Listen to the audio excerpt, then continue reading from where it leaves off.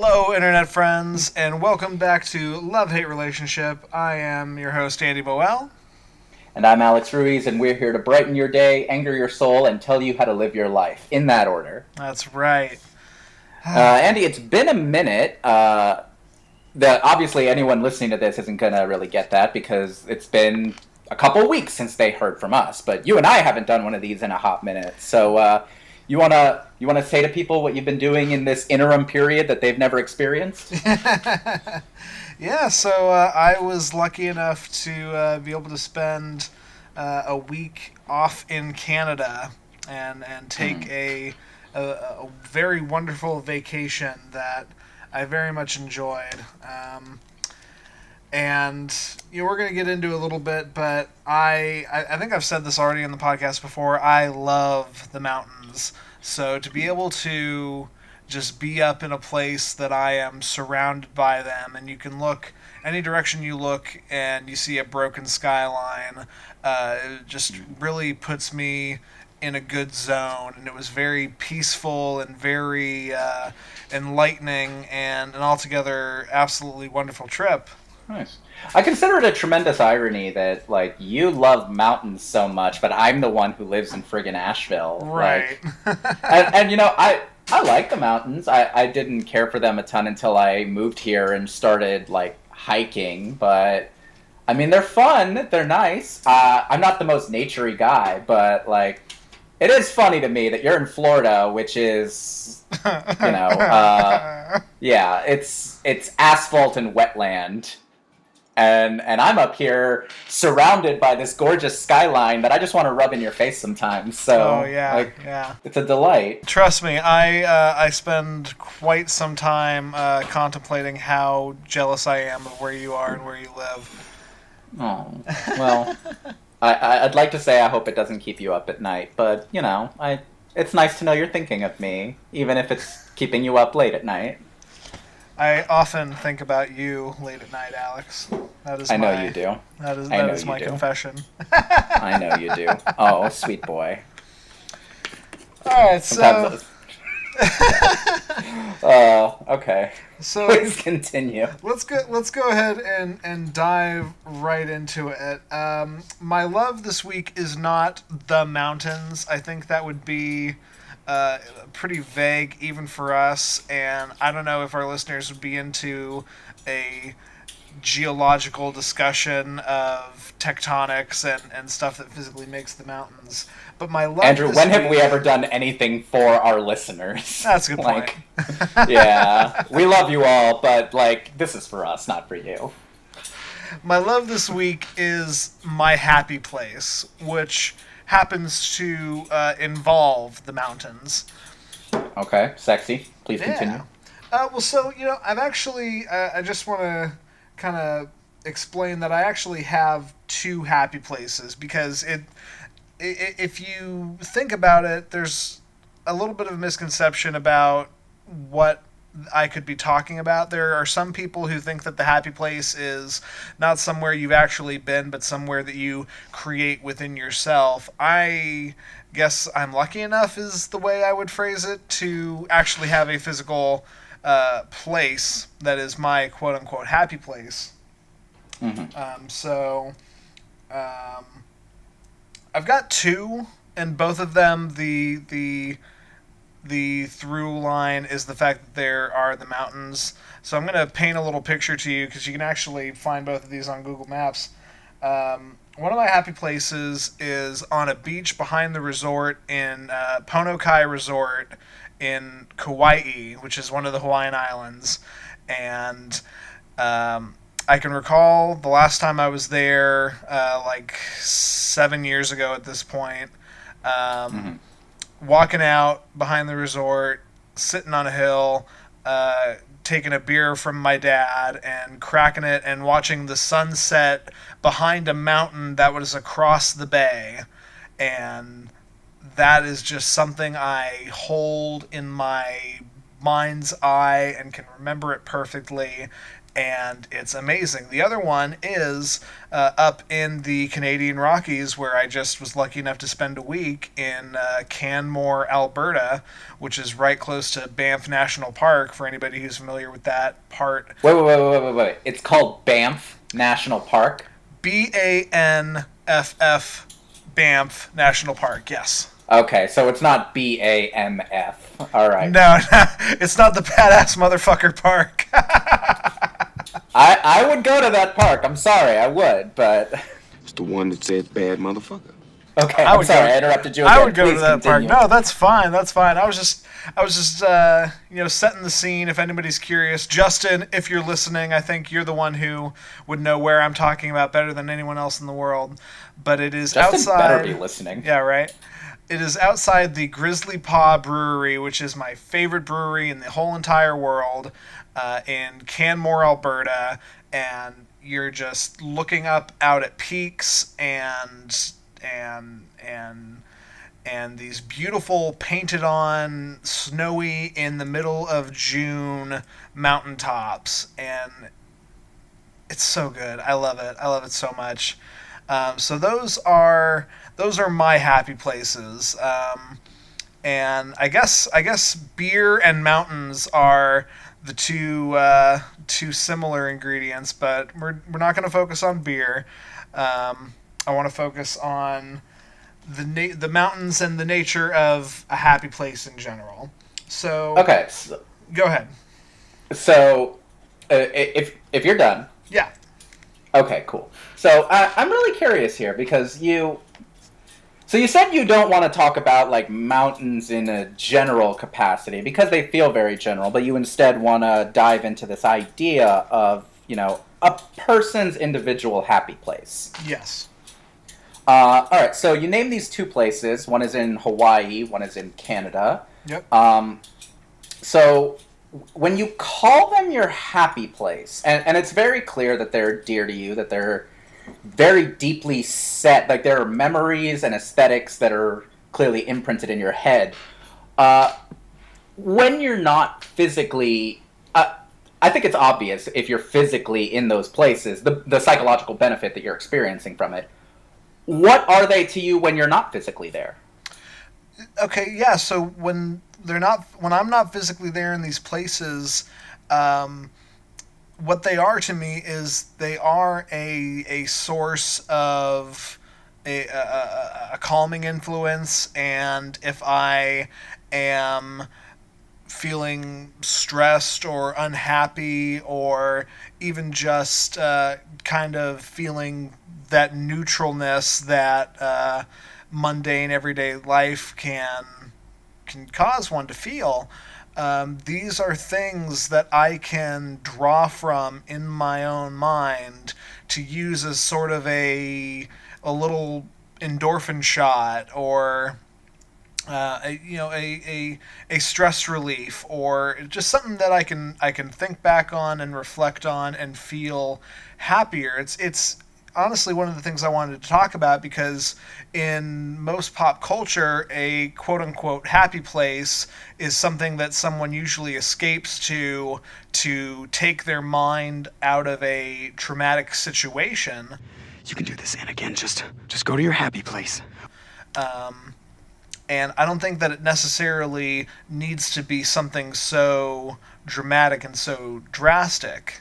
It can be just a positive thing that you are able to hold on to and draw from and get a good feeling by. I like that thought. And you're absolutely right. I feel like in pop culture, the line "go to your happy place," like I feel like it's used more as like a punchline than anything else. Someone's freaking out, someone else is trying to calm them down, and they're like, go to your happy place, go to your happy place, and it's just all going wrong. Yeah. And it's almost, and it is, I mean, it's not a bad source of comedy, I'm not going to lie. I'm trying to think back to, like, are you familiar with the concept of grounding in mental health work? Maybe, and I don't know it was called that. Go ahead and give me the definition and I'll tell you. Sure. So, like, the short version of it is, and this is, pardon me to anyone who works in mental health, who studies it, who is far more educated on this than I am, because again, I've been to counselors, I know some counselors, I've done a little reading, I'm by no means an expert. So all apologies. Grounding, as it's been taught to me, is a frequently used tool by counselors and therapists for clients who are experiencing anything ranging from trauma recovery to consistent triggers to anxiety, panic attacks, a whole wide spectrum. But it's a way of getting them to a calm mental place. Now, sometimes that is giving them a sensory experience or telling them to remember a place of comfort, a physical memory, and try and pull themselves there to, quote-unquote, ground them out of that experience. Remember who you are. You are my son, and the one true king. So that's kind of a really dirty, not super detailed, but comprehensible definition for grounding. And it sounds like that's sort of in the ballpark of what you're talking about. Yeah, I think you're right, and I didn't know that was the definition of grounding, but I definitely agree that sort of in my own way, I am doing that to myself whenever I go to my happy place. Yeah. So I'm always fascinated by psychological aspects or sociological things that don't make a lot of sense, and I'm always wondering about what, from an evolutionary standpoint, made this happen. What in human evolution led to people being able to create a happy place or put favoritism on one snapshot in their mind over anything else. And I wanna ask you some questions and see if together we can figure some things out. I have a feeling that my happy places, because they involve the mountains specifically, are very nostalgia based. Because for anyone who doesn't remember the first episode or just didn't know this about me, I grew up in Colorado and spent my entire childhood there. I spent my entire childhood up in the mountains, and because it's my childhood, it was a simpler, happier, less stressful time for me. And I really, just kind of cross-examining myself, wonder how much that has to do with me feeling comfort in the mountains and feeling happiness there. So you, my friend, grew up in Hoboken? So I was born in Hoboken. But I grew up in Orlando. Okay, that's right. Like that, yeah. Like my parents' house, which is just down the road from your parents' house, I grew up in that house from age 5 onward. Oh, okay. Yeah. Okay, so that doesn't break the questionnaire I've got here, because no matter where, you're now living in a different place than where you grew up. So I want you to think a little bit about what your happy place is, and tell me about that. Sure. So I did think about this when you sent this along, and it's funny because it actually aligns fairly closely to a conversation my wife and I were having like a week or two ago. And it's very funny because for me, I don't commonly think of places as my happy places, so to speak. I did not have an unhappy childhood. I won't pretend that I did. Sure. But I spent a lot of my childhood kind of dreaming and thinking about other places I want to be. You know this. When I was in Orlando, I talked constantly about how much I wanted to get the hell out of Orlando. Like I was you very do. bored. Yeah, and I was very bored by suburbs. A lot of this comes down to my big romantic notions and being kind of a pissant teenager. But it's just the truth. But it's funny because I'm trying to remember what the conversation was, but I think we were talking about Stephanie was asking me what like Saturday mornings meant to me or Sunday mornings meant to me. Because I've recently developed a habit of on the weekends I will make a breakfast that is kind of similar to the kind of breakfast that my mother would make for me on Saturdays or Sundays, which is arepas, which is, you know, very traditional Colombian food, along with whatever else we were throwing together. And I started making that, and you know, she loves it and all of that. But it's funny because when I think like, okay, what's my happy Sunday morning thing? What grounds me? What puts me in that place? And funny enough, it's less about like location. I think about my father's music. Okay. I immediately, those childhood feelings of like that more innocent, happier, more carefree time for me, I hear that when I put on some of certain Pandora stations that I've curated, and yes, folks, I still use Pandora. I worked hard on these stations, damn it. But I've got stations I built 10 years ago that are perfect, and I love them. But you know, it's when a lot of that old music that my dad would put on in the mornings.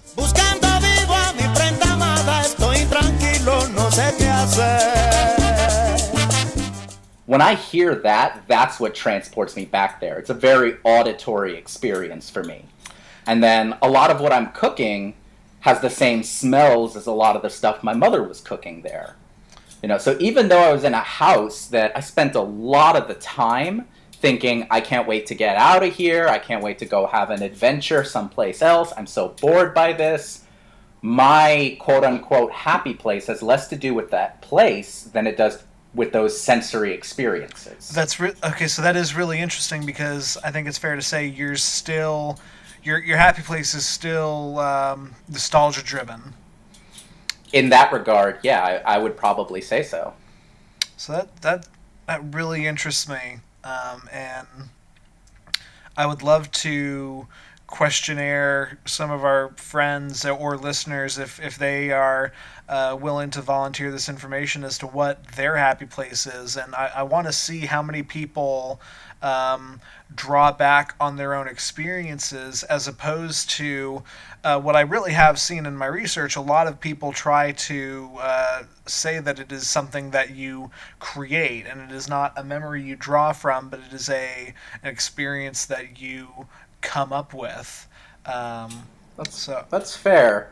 I would be curious to know because for a lot of us, I mean, there's a lot of nostalgia theory, especially nowadays. A lot of people talking about this because nostalgia kind of seems to have a named stranglehold on culture right now. That I don't know that it's new, but it's definitely more analyzed than it ever has been.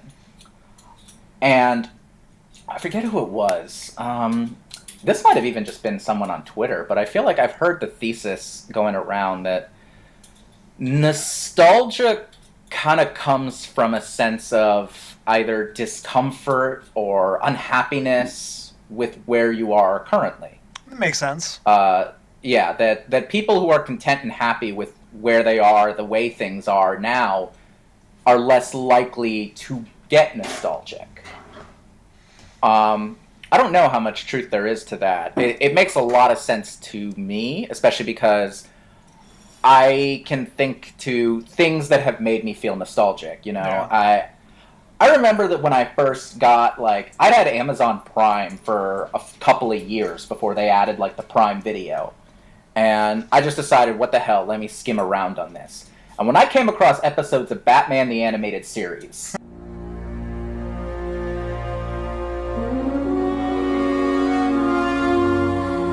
like the old 90s Batman, which at that time, this was years ago, like nowadays we don't think twice about this. This was right when they started offering Amazon Video. This might have been 10 years ago. 10 years ago.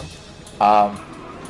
I remember finding Batman the Animated Series and starting to watch it and just kind of being like, oh my god, this is amazing. This is stupefyingly good. And it took me back to being a kid in a lot of those ways. I don't know that I necessarily have the same reaction to it now, or a lot of that material now, because I do think that I am in a happier place at this point, and I'm more enamored by new shit. Like, Yeah. I actively am engaged with newer media, newer stuff that's coming out, and I feel like nowadays I'm more excited by newer stuff than I was years ago when I was sitting here going, man, hip hop ain't what it used to be. Like, now everyone just is a swag rapper and I can't stand them. Oh man, these cartoons are BS. I remember when my cartoons were great. Like, I don't have that as much anymore. And I feel less of a need to go back to that nostalgia driven stuff. Likewise, I don't know that I need my quote unquote happy place as much as I would have gone to it previously. No, yeah, and I think it does. There's a lot there that I agree with. I'm not super familiar with the nostalgia theory, but what you have just told me about it makes a lot of sense. We were speaking earlier about how stereotypically the happy place is a defense mechanism against emotional trauma.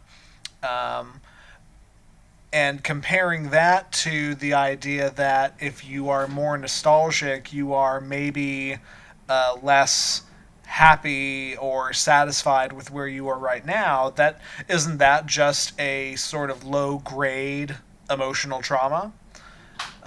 Yeah, So I can, yeah, I could see that. I can totally connect some dots and see that. I was trying to think about it like I'm thinking about like old music. I'm thinking about how I discovered Queen in high school. And to listen to Queen now, it's not that I'm sitting there going, man, in the '80s, Freddie had it figured it out, and I wish I could have been there at that time. When I listen to Queen, I'm thinking about high school, or I'm thinking about just what a sublime artist he is. But I'm thinking about when I discovered it, when in my timeline did I discover this thing, and then compare that against like the biggest band that I recently discovered is Dance Gavin Dance, and they're a post-hardcore, slightly screamo, but at the same time funky kind of band, and I absolutely love them. It's not that it's that I keep discovering new stuff. No matter how old it actually is, it's still new to me. Mm-hmm. And I take equal amounts of pleasure out of the two things because of that. But no, it's interesting. Like, find me a millennial that doesn't have at least some low key depression or some unhappiness. Find me anybody under the age of 30 who is like at least doesn't experience some level of discomfort with our political climate or just their day to day. I don't run in the same circles with those people, so it's hard for me to ask them, but I am equally curious as you are. Does the 22-year-old trust fund baby who is never going to want for anything in his life feel nostalgic? And Here's the thing. Okay, go ahead. I know. Okay, taking that example, just that one, the trust fund kid grew up with they have all the money they're ever going to need. I have met a handful of those. I went to a very ritzy private undergraduate university that was filled with those kids, and it's interesting because let's set aside the very important and noteworthy and worthwhile debate of if you're at a certain level of privilege, your woes can't properly be compared to someone who is struggling to survive. Let's set that argument has so much weight and it deserves to be had, but let's set it aside for the purposes of this conversation. Okay. In terms of actual psychological stress, those folks have plenty of it. It's been my experience that a lot of the people who carry economic privilege come with certain expectations that can be very, very psychologically trying to meet, you know? It happens, and it's just, how do I put this? If you have a hypothetical rich kid whose parents have told him his entire life that he needs to go to Yale or he's a failure, and you compare that to a kid who came up with economic anxiety, and it's you need to make yourself solvent to survive. Both of those people will carry psychological stress. Absolutely. We can debate how much psychological stress. We can debate the merits of it, and all of that is validly up for debate. Anyone who says there is no psychological pain that the privileged endure and are writing that off is not interested in having a very nuanced conversation. I will put that out front. So, you know, your hypothetical person who's coming from a lot of privilege, yeah, I would say they're absolutely suffering something. If you're living and paying attention, you're suffering something. Right, yeah. The point I was going to make was, you know, I didn't mean to set up this idea that money equals happiness, and I was going to presuppose that I'm sure that kid does have a happy place, and it's probably when he was, you know,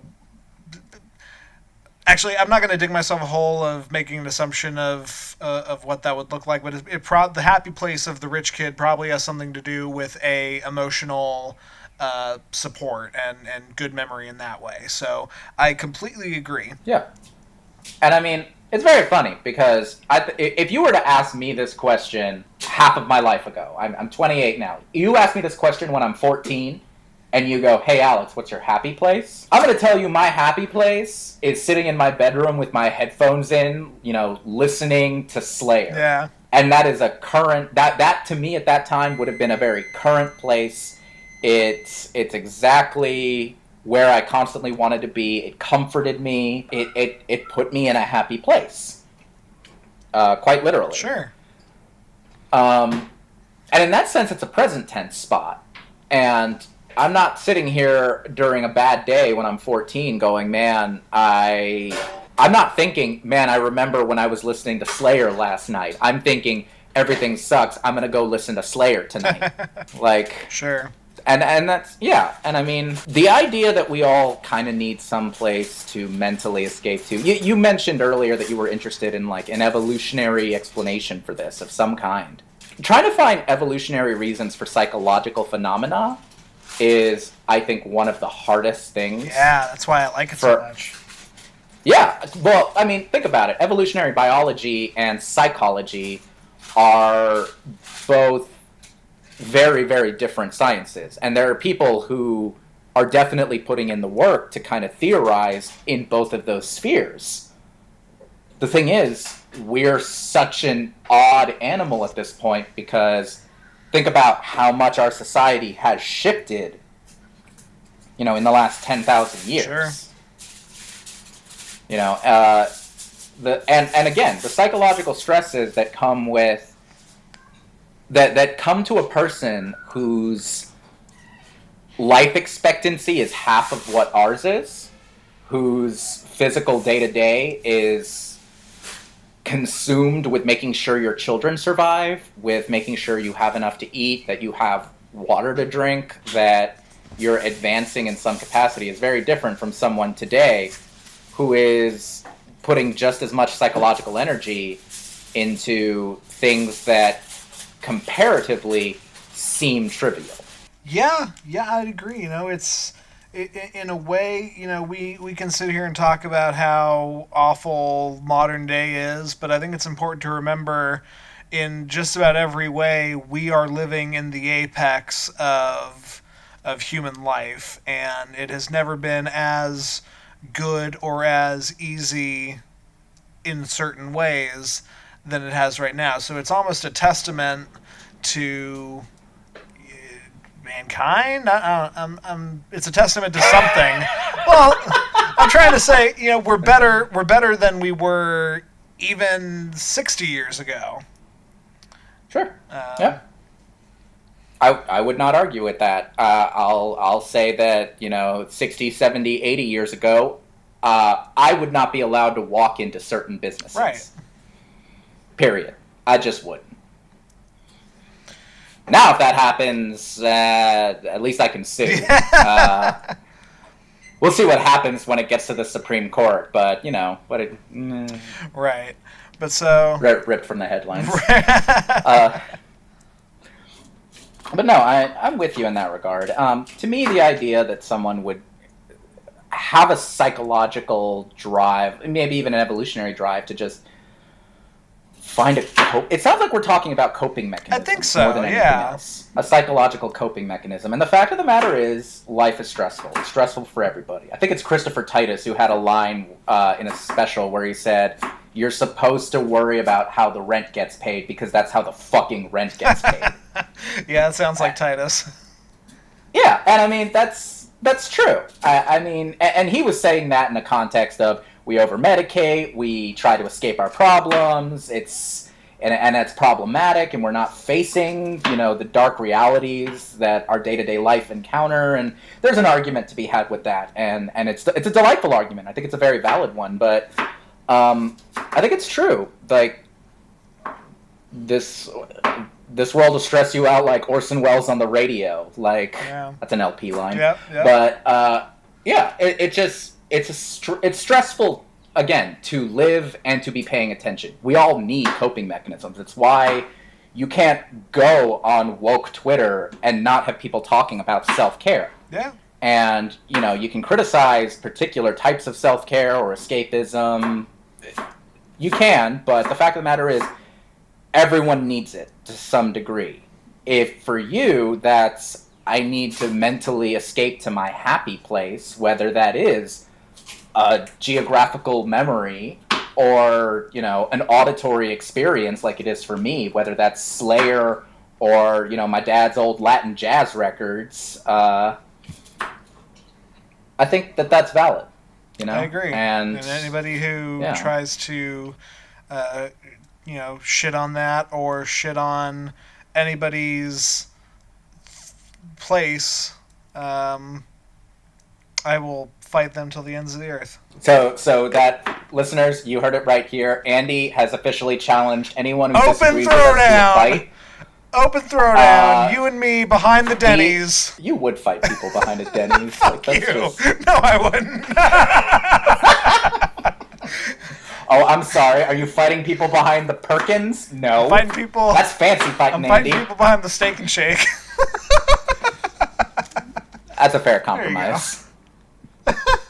Okay, so I think we've figured out the psychological details of happy places. Any final thoughts on this subject before we move on, Andrew? No, I was very happy to walk down this road with you and have this discussion, and the thesis paper will be published shortly. Okay, cool. You can find that on PubMed and or Tumblr. All right, moving on. Okay, so my turn now. And folks, my hate for this episode is, to summarize it succinctly, it's the very concept of tortured artists.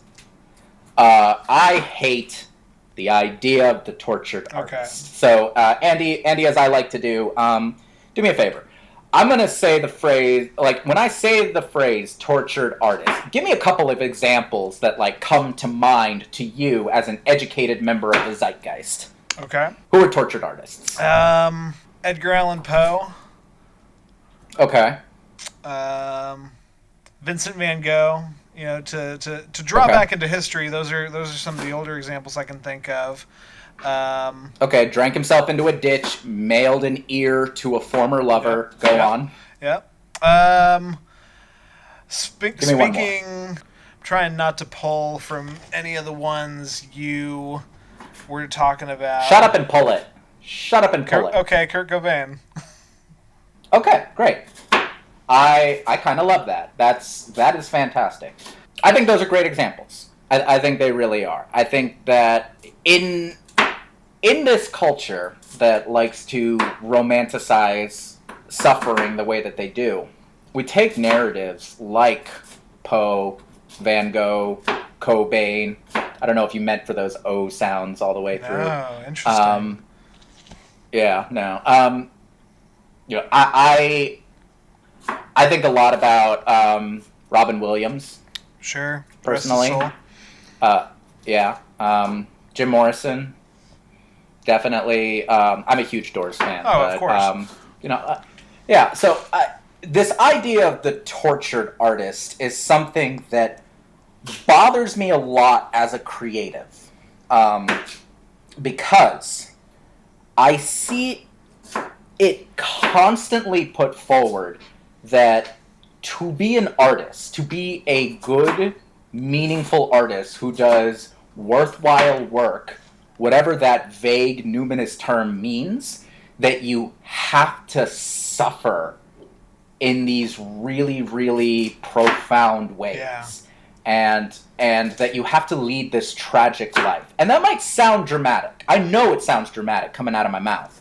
But the thing is, like, I hang out with creatives. I have gone to school with creatives. I have some of the dearest people in my life are creatives in multiple genres. I know artists. I know musicians. I know tons and tons and tons of writers. I know film people, actors, and this stereotype goes really, really deep, and we romanticize it. Someone dies. As of this recording, Anthony Bourdain recently passed away via suicide, which is tremendously tragic. I won't pretend that I was a huge fan of his, although I've seen plenty of his quotes, and I would see interviews with him on various shows, and I always enjoyed him, what I did see of him. A lot of people I know have come out and talked about how his writing and his work has really influenced their lives. In a moment like that, and we saw this a lot with Robin Williams too, especially when it comes to these suicides, people will romanticize this notion of how a person has psychologically suffered and act as though their work is somehow made more valuable by the fact that it was involving suffering. Yeah, I wasn't. I wasn't. It's not like I disagreed with you, but I hadn't fully bought into this hatred until that sentence came out of your mouth, and my skin literally crawled. To say, "Oh, he killed himself. What an artist." Fuck that. Yeah, and okay. So I'm going to jump ahead in my own argument a little bit, but the thing that offends me, like that is let's set aside for a second that that's a deceptively romantic notion. The thing that offends me on a very, very deep level when it comes to this issue is that when people take the idea of a tortured artist and they go, "Oh, they were so good because they were so tortured." It removes everything that they did to be incredible at their art. All of the work that they put in. You mentioned Edgar Allan Poe earlier. Yeah. Edgar Allan Poe was a drunk who everyone in his life that he loved either died or left him, led a very legitimately very tragic life. But nobody wants to talk about the fact that the man deeply studied the English canon to the point where he could recite 18th century and 17th century poets by memory and could dissect their lines in such a deep manner. Yeah. No one wants to talk about the fact that Cobain, who we talk about as a lyricist, slaved over the music, over the melodies of everything he wrote, filled in the lines afterward, trying to make sure that even if his words didn't line up perfectly, that the sound of the words, he wrote sonically.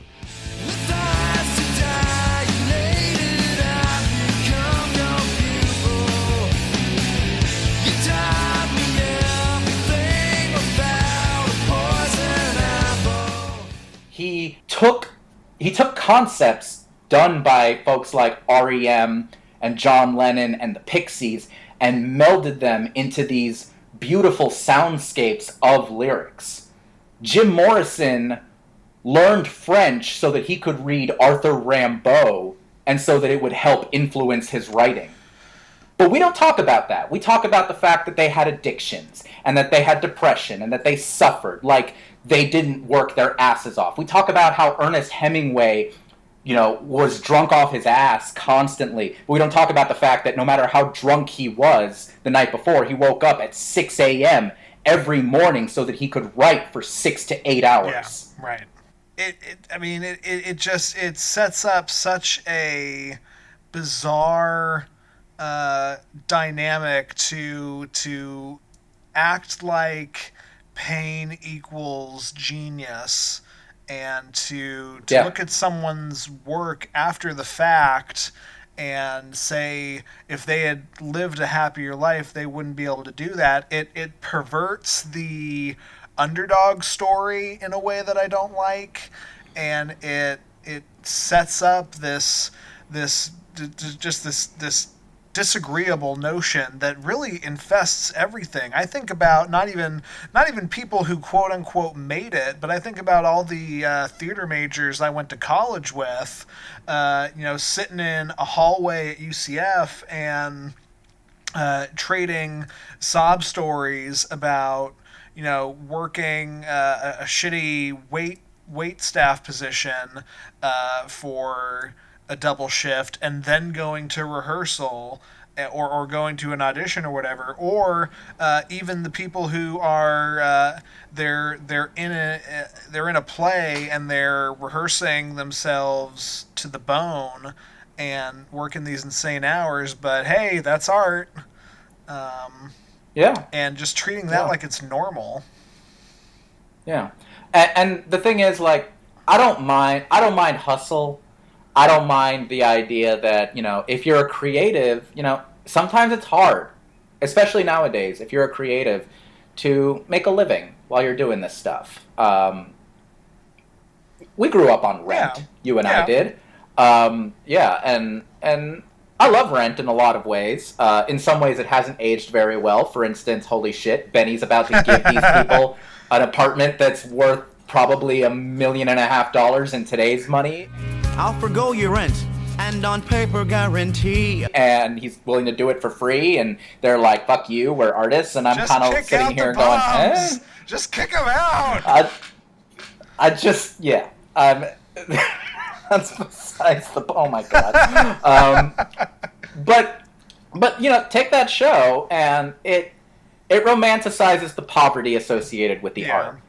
That's not quite as bad as romanticizing, like, something I encountered a lot in graduate school was, and for those who don't know this about me, or you missed previous episodes where I mentioned this, so I got a master's in creative writing. I got specifically an arts degree for writers. And a number of people that I went to graduate school with would get bombastically wasted on a frequent basis and literally say to me, like, or say to people around them, that's just what writers do. Yeah. And I knew other people who were writers, and they would say, like, okay, I need to go, I get, Alex, that you read a ton and study the craft, and I'm trying to do that too, but also I feel like I need to live life and have adventures, and that to me is valid, because that's, living an experience so that you can have a wellspring of interesting information to draw from.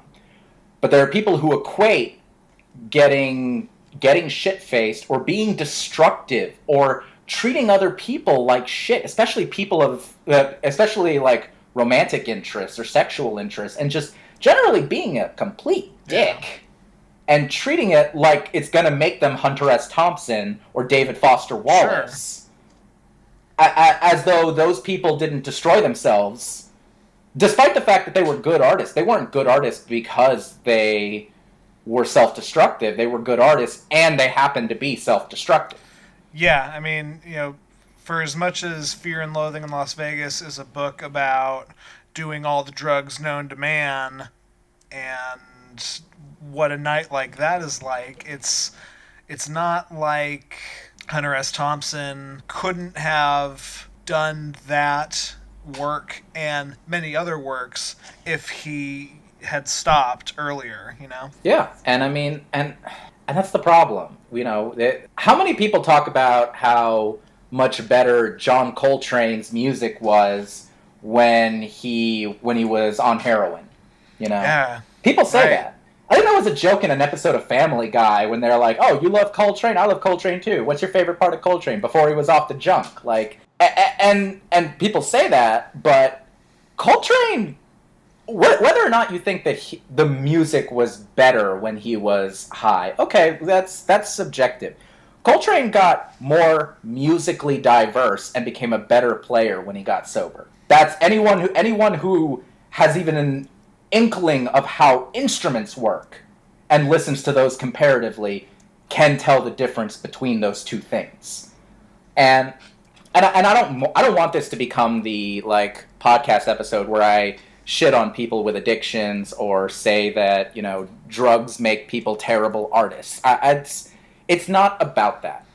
It's about this idea that you have to be fucked up in some capacity to be a good artist. That the only reason Robin Williams was funny was because he was depressed and needed to make other people laugh compulsively so that he could silence the demons in his ear. It's not the fact that he was incredibly talented, that he was Juilliard trained and, you know, worked his ass off writing and performing every night, 7 nights a week for years in order to hone his craft. It's not an interesting narrative, so people pretend it's not real. Right, and this idea that you have to get close to the fire and be burned so that you can shine the light in your work, it really, I'm trying to think in my mind who is the equally successful and yet not tortured, not traumatic entertainment figure we can point to here. I mean, I can name a few people who I think are very fantastic artists who just plain don't have this same degree of bullshit. Like, okay, so one of my favorite artists and like just bands in general is Matchbox 20. She said it's cold outside and she hands me my raincoat. People can laugh at that if they want. Matchbox 20 never... There's no narrative about Matchbox 20 that says that they suffered horribly through self-destructive, torturous behavior. Yes, Rob Thomas's mother died when he was young and he wrote about it a lot. Okay, that's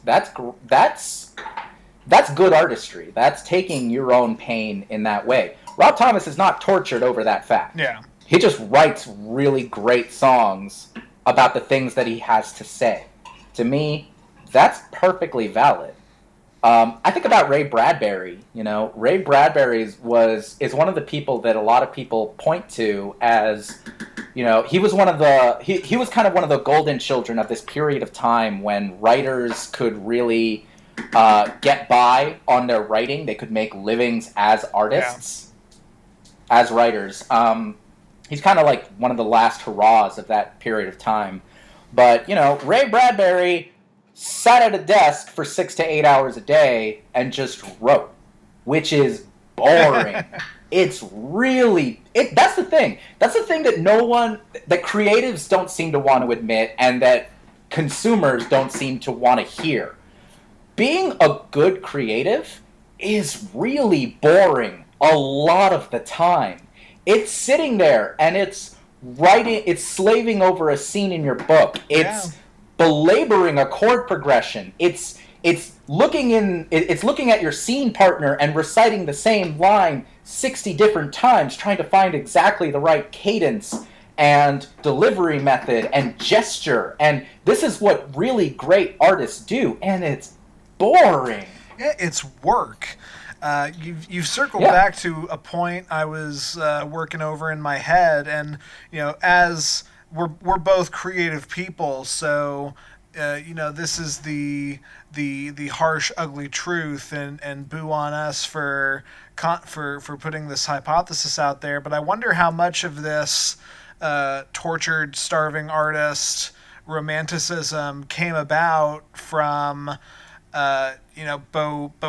modern day bohemians, not modern day, back in the day bohemians who, an acting troupe that didn't have more than a couple of pennies to their name, and they couldn't afford a house, but they could afford to go get some booze, and so we're gonna go get the booze and. Salud, let's talk this up like it's a big, better thing because we can't get the other thing. And how much of it is how much of this romanticism was just literally our situation sucks, let's just start saying that it doesn't. Marketing is a factor too. That's the other side of it. I think it was Nikki Sixx who kind of like heyday of Motley Crue said that the worst thing that could possibly happen to Motley Crue is if anyone caught us drinking a glass of milk. Yeah, right.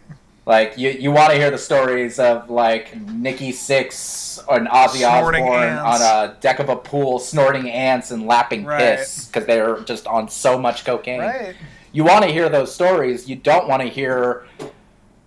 You don't want to hear about how Vince Neil says that he has to be in bed by, like, 10 o'clock at night every night before a show because he's a singer and he loses his voice if he doesn't.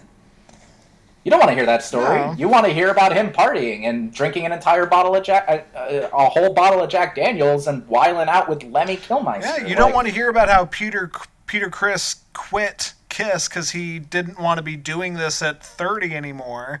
You want to hear about Keith Moon, dying of alcohol poisoning and throwing a TV set out of a window,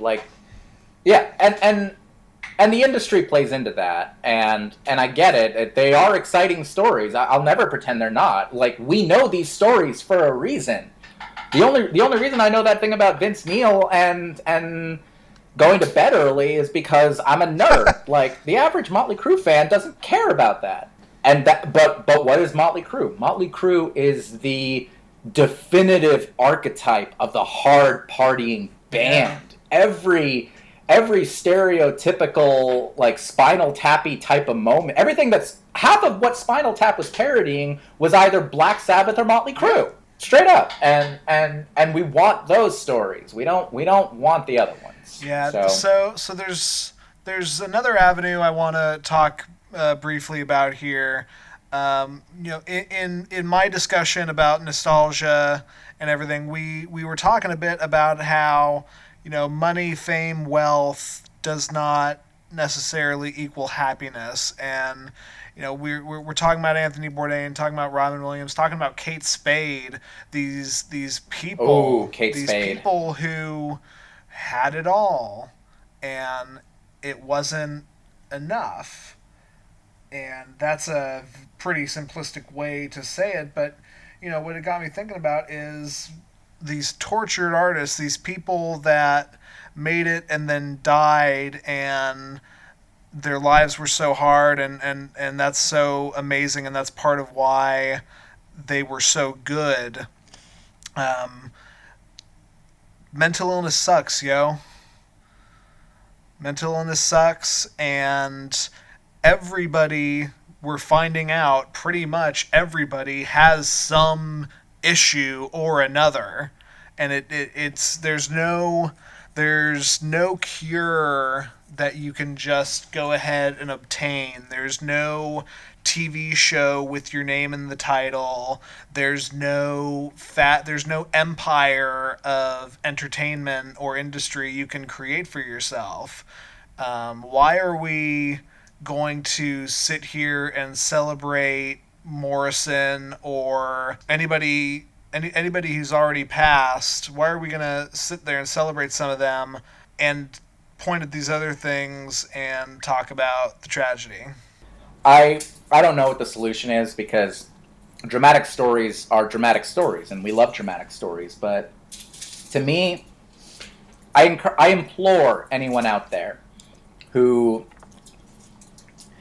really, really loves an artist of some kind, or multiple artists, and buys heavily into their suffering narratives. I'm not going to ask you to ignore their suffering narratives. I'm not going to ask you to change your mind about that or stop consuming the art. What I would ask you to do is take that artist, take that very tortured artist, and look into them a little bit deeper. Try to find some interviews or some books or just some even secondhand accounts of their lives, and try and find out a little bit more about their craft. Try and find out about their influences. Try and find out about the things that mattered to them outside of this suffering. Because I don't think these suffering narratives aren't giving you what you might think they are giving you, at least not in full. I think you will find a much deeper connection to these artists by delving into the art from that angle. And at the very least, you'll have a fuller picture, and it'll be less tempting to just aggrandize this narrative of torture that ultimately, like, is kind of condescending and simplistic and makes talented children of them. Yeah. Yeah. Absolutely, Cool. man. All right. So moving on to our final segment. I got our relationship question, and Andy, I apologize for this. I apologize for this in the notes, but this came to me via Instagram, and anyone who's on my Instagram knows that it's basically just like music and weightlifters. So this is a very weightlifter-centric question. I don't hate. But I'm hoping we can help this person out. So I think so. Do you want to read or shall I? I'll read it. Okay. It came to me. So, hi guys. First off, you can call me Gary, as in Gary Oak from Pokemon, because he's awesome and no one's ever gonna convince me otherwise. I'm Gary Oak, the best Pokemon trainer in Pallet. Fair enough. Second off, I need help with ending a relationship. I don't think we've ever gotten one like this, I don't have think we? so. No, this might be the first. Well, no, yeah. I think this is the first one. Sweet, okay. To give context, I'm a weightlifter about a year into my training. I'm not serious to the point of making any big national competitions or anything, but I like to think I can be competitive at some point. Not long into starting, I hooked up with a guy in my area, let's call him Ash, who was also interested in the sport, and we started training together. We don't have actual coaches or anything, but we've kind of been pushing each other along for a while. My problem is that he's kind of a jackass a lot of the time. He can get aggressive, loves to yell when he lifts, slams weights down, claps chalk everywhere without cleaning up, and sometimes says really inappropriate stuff really loudly. It's not an everyday thing, but maybe half of the time he just gets so hyped up that he'll scream at me not to be a pussy or call me a faggot when I miss a lift. We train in a public gym, and when he gets this way, I find myself hiding my eyes or wanting to apologize to the other people there. He also tells me that he'd be totally fine if I did the same to him, that it would motivate him, but I'm not really comfortable with it at all. I know that I need to just stop working with him, so we don't need to address that. I probably should have done that after the first time or two, but I didn't feel comfortable calling him out on it then, still kind of don't. I'm a little worried about how he'll take it, like he'll think it's out of the blue since I've never mentioned it before. I don't like confrontation, especially with really aggressive, unstable people, so any advice for how to approach this would be appreciated. Thanks. So first You want of to start, all, Andy? yeah. So first of all, Blue. Call him Gary. He has to be called Gary. Fine. I apologize, Gary. The best Pokemon trainer in Pallet. I'm glad that you recognize you need to stop working with him. And I just want to point out, I don't know how much of this was me going out on a limb or how much was vague writing. When I first read this question, it took until very much towards the end for me to not realize that this person was is not in a relationship with the person in question. Because they said hooked up. Well, yeah, hooked up and something else. I guess I took our own relationship word too literally. But so I was sitting here being like, okay, I'm with you. I'm cool. Work out with your boyfriend. Oh, he should not be calling you that if that's the case. Anyway, I am very non-confrontational myself. And my wife is incredibly non-confrontational, and not too recently, she had to do a very hard thing and completely surgically cut somebody out of her life who was a negative toxic influence, but had also been a very close friend up until that point. And so my advice is inspired based off of what she's done a bit in her own situation. And the best way to avoid the conflict of not working out with him can be to literally avoid the conflict and to have a hard conversation with this guy, explain how his behavior is not okay, because it's not okay. Nobody likes that guy at the gym. Nope. You know, and this doesn't even have to be in person. This can be through a phone screen, which gives even more non-confrontation for you. But you know, you collect your thoughts, you figure out what you're going to say, you make sure to tell this guy off, and then, if it's possible, find another gym. Now, about the only thing that doesn't solve is if you still want to be friends with this guy, but not actually go work out with him. That's my first take. And Alex, I'll let you go ahead and go, and I'll reload here. Yeah, no, I'm with you on that front. I too was a little confused by the phrasing of hooked up with the guy, but besides the point.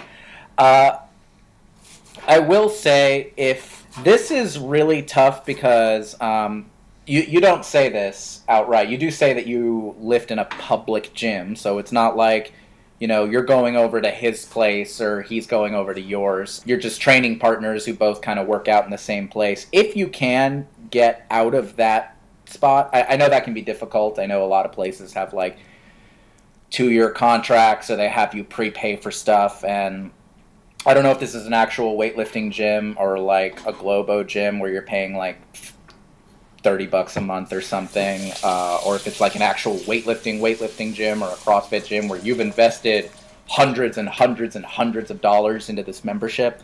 If that's the case, I totally understand you not wanting to go with something like that. I will say, I'm not a big fan of snitching, but if this dude is making... If he were just aggressive, if he were just, like, raucous, okay, that'd be one thing. But he's using really graphic, misogynistic language in a public place. That is... And every gym, every single gym is a private institution. And I'm pretty sure that if you went to the owners and said, hey, such and such has been calling me a homophobic slur loudly in front of other people who work out here, that'll probably at least be worth an admonishment, if not an outright getting thrown out. Gyms have rules. I don't know a single gym that doesn't. If that isn't the case, I mean, I think you do need to have the confrontation here. I think it's gonna be uncomfortable. And I think it needs to be something along the lines of, you are not good for me. The way that Yeah. you behave does not jive with me. I'm not aggressive like you. I'm not comfortable with the way you talk. I understand that you say that that works for you and that it's okay if I do it too. The fact that you included that info makes me think that that's probably where his mindset is. Like, oh, it's fine if you call me a pussy. Like, I will completely, and I'll appreciate it if you do that to me, because that totally works for me. Like, I don't know how receptive he'll be to you saying, like, I'm not comfortable with this. Like, this is me Yeah, anticipating something, but if he's calling you a faggot in a public gym, he's probably not going to take you showing a sensitive disapproval of this behavior well. yeah. If you're worried for your safety, definitely, I mean, get backup with that. Like, end this relationship through official means if your gym ownership is helpful with that, or if you have other people in that community or area, or if you can get other gym goers on board, if you're honestly worried that he'll have like some kind of physical reaction to you. But you are absolutely right, you need to end this relationship, because the longer you wait, the worse it's going to get. I understand why you didn't end it sooner, but this is a confrontation that needs to happen. And the best thing to do is to make it quick, make it direct, block his number, get out of his physical space. Yeah, because it's not okay. If you can't get out of the gym, maybe it's finding another day of the week to go instead of the day he's going. But I absolutely think Alex is right here. You rip off the Band-Aid, you formulate your thoughts, you talk to him about it. You can go ahead and apologize for it coming out of the blue, and I do not think that doesn't make your words any less important. So what if you haven't talked about this before? It's still clearly a problem. It's not like you need to give him a couple of warnings before you can officially say, I don't want to be your workout partner anymore. Rereading your question, I don't get the vibe that you're close friends with this guy. Using the term, I hooked up with a guy in my area, denotes a unfamiliarity to me. And I would kind of lean into that fact. If this is a guy that 90% of your interactions are working out, and then whatever you do immediately after working out, whether it's going to get food or whatever, if that's all you're doing with this guy, then it shouldn't be as hard to cut him out as if this was a lifelong friend from down the street from you. And even if it is a lifelong friend from down the street with you, then I would go the other way and try to make it clear to this person that you can still be friends, but you do not appreciate the way he likes to work out. It is a distraction, to say the least. It is a deterrent to your own efforts of physical improvement. There are plenty of reasons you can come up with. I think we've gone over most of them, but there are plenty of reasons you can give this guy as to why you don't want to work out with him anymore. And then it's just a matter of giving those reasons to him and making it clear that I don't want to hang out. I don't want to work out with you. We're done. You got to find another workout partner. I'm sorry. And then get out of there, physically or not. Like Alex said, block the guy's number or don't respond to any immediate calls or texts. Do not give this guy an opportunity to engage and keep you in this situation that you've made it clear you don't want to be in anymore. Yeah. No, that's exactly the case. I mean, a good training partner is worth their weight in gold. But they're and again, if you were the type of person who responded to this kind of thing, I'd be squeechy about the publicness of it all, but that would be that. This is not a good training partner for you. This is a toxic relationship. It's bad for you. It's going to be bad for your training. It's bad for the people around all of you. It's going to be bad for the environment of that gym. I imagine this probably doesn't make, if you're working out in the mornings, I don't think this is, setting you off on the best path for the rest of your day. If you're working out in the evenings, I don't think it's the best way to end your evening, Like, don't allow this kind of toxicity in here for you. This clearly is something that you care about, enjoy doing. And this guy is just going to make you loathe the time that you're going to spend pursuing something that you care about. Yeah. You can own that time. And it will involve a conflict. I'm sorry. I honestly am. I wish there was a way to take that away from you. I wish there was a way to take that burden away. But now you know what to look for in a training partner. That's a valuable lesson to have as you continue your athletic endeavors. But get the hell out from under this guy. Don't do it later. Rip the Band-Aid off. Be direct. Figure out how to do it as safely as possible. If you are afraid for yourself, tell somebody. If you're not really that afraid for yourself and you just think that this is going to be uncomfortable, saddle up and just say, I'm going to be uncomfortable for the 10 minutes this conversation takes, and then I'm going to go do something for myself, and then take the measures you need to not interact with this person anymore. Yeah, I think if you're worried about this guy raging out at you, do it in a public setting. Do it with another friend or some form of backup. Try to treat it professionally, and don't be afraid to say, I've said my piece, we're done, goodbye, and walk away and not look back. We believe in you. We believe in you, Gary. Yeah, you got this. And I'll give you this. Do yourself a favor, Gary. Sorry, I'm going to get hella weightlifter right here. Google a guy named Matt Foreman. You may have already been reading his articles, but he is a coach and a trainer, and he has written a lot about good training partners and how to fire your clients and your partners and how to get away from that. So Matt Foreman, Foreman. Google him, look for his articles on training partners. There's a lot of encouragement there, and please keep us posted. I would love to get a follow-up on this to know how this goes, but please take care of yourself. Don't stand for this. You don't need to. No, you don't. All right. All right. Best of luck, Gary. Yeah, we're good. All right. So thank you, folks. That has been this episode of our show.